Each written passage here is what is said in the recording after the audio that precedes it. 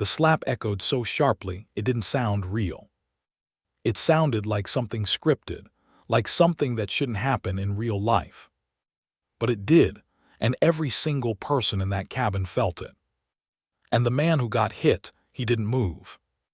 Not even an inch. He just sat there, calm, still, like he already knew something the rest of the plane didn't.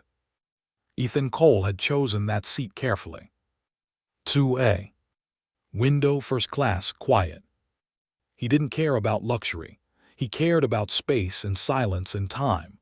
Time to think, time to prepare, time to win. Because in less than 24 hours, he would stand in a federal courtroom in Washington, D.C., and argue a case that had consumed the last 5 years of his life. 16 veterans. 16 lives quietly pushed aside by paperwork, policies, and people who signed documents without ever seeing the human cost. Ethan wasn't just carrying files. He was carrying all of them. He leaned back into the leather seat and exhaled slowly. The cabin buzzed around him, soft voices, luggage sliding into bins, flight attendants greeting passengers with polished smiles. He barely noticed. His tray table was already down, papers spread out, notes scribbled in margins, tabs sticking out from thick legal briefs like flags marking battle zones. His pen hovered over a paragraph. Systemic intent. That was the government's shield. They argued the system wasn't designed to discriminate, it just happened that way. Ethan had spent months dismantling that argument. Line by line, decision by decision, signature by signature. He underlined a sentence, then paused. You don't get to lose this one. The voice came from memory. Soft, steady. Lena. His wife. He could still see her standing at the airport entrance earlier that morning, fixing his collar even though it didn't need fixing. You hear me, she had said. I hear you. No, she smiled, you listen to me. He almost smiled now. Then the sound came. Wheels. Loud, hard, intentional. The kind of sound that demanded attention. Ethan didn't look up. He kept reading. The wheels stopped. Right next to him. Silence followed. Then a voice. Sharp, controlled, cold. You're in my seat. Ethan finished reading the sentence in front of him. He capped his pen. Slowly reached into his jacket. Pulled out his boarding pass. Held it up without even looking at her. Then placed it gently on the table. Seat 2A. His name printed clearly. He picked his pen back up. Still didn't look up. That's when the air changed. You could feel it. Like pressure building before a storm. He finally lifted his eyes. The woman standing there looked like she had never once been told no in her entire life. Perfect hair. Perfect posture. Expensive everything. And an expression that said she wasn't confused. She was offended. Behind her stood a younger woman, assistant, probably, holding a ticket with both hands like it might explode. I said, the woman repeated slower now, you're in my seat. Ethan's voice was calm. This is 2A. You think showing me a piece of paper changes anything? Her tone sharpened. That seat belongs to me. No, Ethan replied steady, it doesn't. The assistant stepped forward nervously. Ma'am, your ticket says. I didn't ask you, the woman snapped. Silence again. The kind that pulls people's attention, whether they want it or not. A flight attendant approached, cautious. Is there a problem? Yes, the woman said without hesitation. There is. This man is sitting in the wrong seat. The attendant checked Ethan's pass. Then hers. His expression tightened just slightly. Ma'am, your seat is 2C. I know what my seat says. Then, I expect this to be handled. There it was. authority without explanation, expectation without question. The attendant hesitated. "I'm sorry, but I can't move him. That seat is his." Something in her eyes hardened. Then she leaned in closer to Ethan, close enough that only he could hear. And that's when she said it. "People like you don't belong up here." Time didn't stop, but it felt like it did. Ethan didn't react right away. Didn't speak. Didn't blink. He just looked at her. Then said quietly, "You should take your assigned seat." And that's when she hit him. No warning. No hesitation. Her hand cracked across his face so clean and fast it stunned the entire cabin. Gasps. Silence. Frozen air. Ethan didn't touch his cheek. Didn't stand.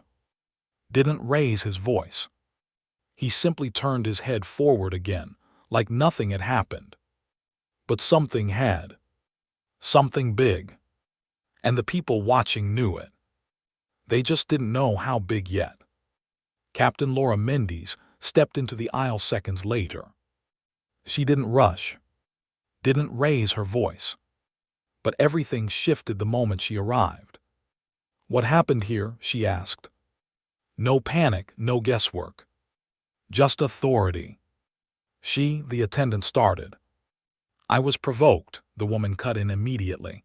"He was aggressive, refused to cooperate." "I saw enough," the captain said calmly. "And so did the cameras." That landed. Hard. The woman's expression flickered. "Just for a second." "Security is already on the way," the captain added. "You're removing me," the woman snapped. "Yes. You have no idea who I am." "I don't need to." That was the end of it. 2 officers arrived. The woman protested. Threatened. Promised consequences. But she walked off the plane anyway. And when she did, someone started clapping. Then another. Then another. Until the entire cabin filled with applause. Except Ethan. He didn't turn.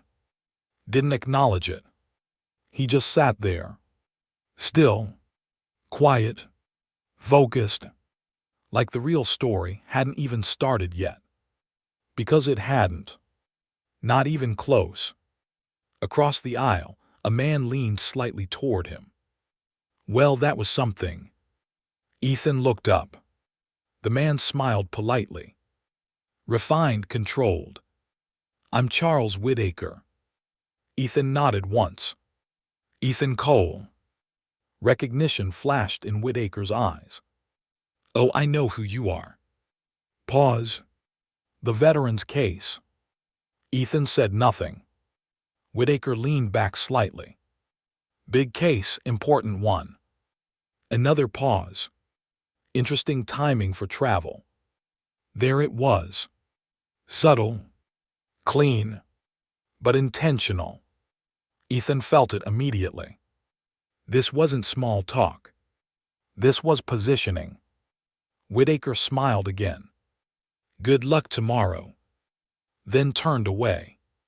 Conversation over. But something had just been said without being said. And Ethan knew it. The plane took off.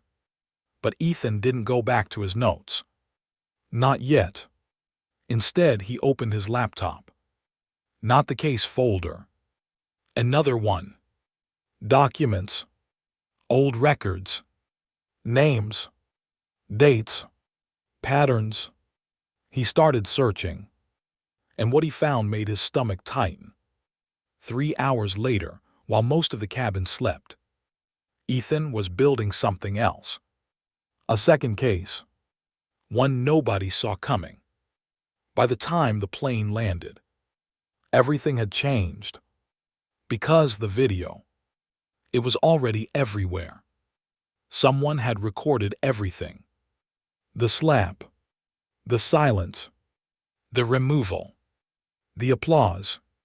Millions had watched it before Ethan even stepped off the plane. and the world had already chosen sides. But the truth, the real truth, was still buried until Ethan started digging. And once he did, everything came apart. The woman who slapped him, connected to powerful people. The man across the aisle, not just a passenger, a senator, and not just any senator, one tied directly to the very policies Ethan was fighting.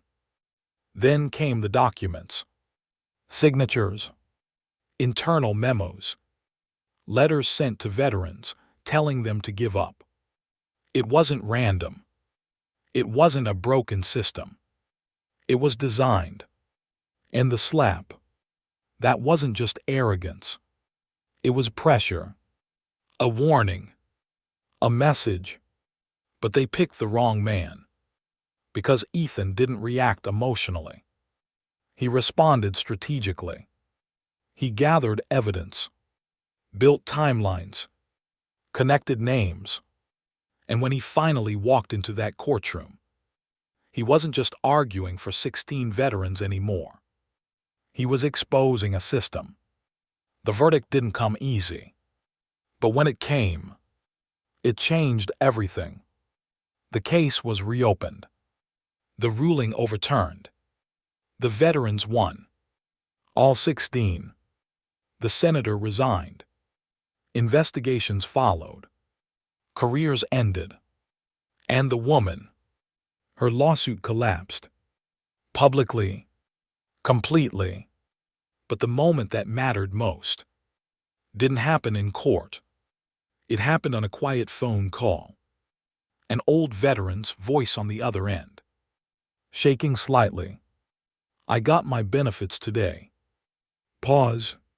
"I didn't think I'd live to see it." Ethan didn't speak right away. He didn't need to. "Thank you," the man said. And that was enough. A week later, Ethan boarded another flight. First class. Seat 2A. Same spot. Same calm. Same quiet. Captain Mendes walked past. Stopped. Smiled. "How'd it turn out?" Ethan looked up. Simple answer. "We won." She nodded, like she already knew. The plane took off, and Ethan opened a new file. Because there were always more. Always another fight. Another story. Another system that needed breaking. And this time, everyone knew exactly who he was.